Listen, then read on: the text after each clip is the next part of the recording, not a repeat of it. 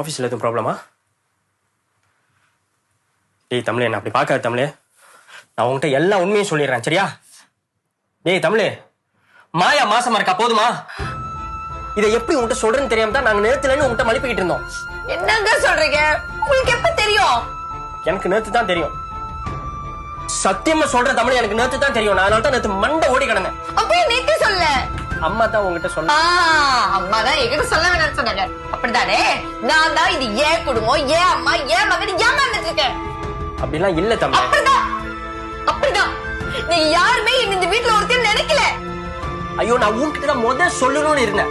அம்மா தான் அவளை அவ்வளவு ஹர்ட் பண்ணிருக்கோம், சங்கடப்பட்டுக்கிட்டு கெஞ்சி கேட்டுக்கிட்டாங்க, சொல்ல வேணான்னு. நான் என் தங்கச்சியை பத்தி நினைக்கிறதா, அம்மா சொல்லிட்டாங்களேன்னு உங்ககிட்ட இந்த விஷயத்த மறைக்கிறதான்னு ஒரே குழப்பத்துல நான் கீழே இருந்துட்டேன். தயவு செய்து மன்னிச்சிரு தமிழ். கொஞ்ச நேரம் கீழே வரியா?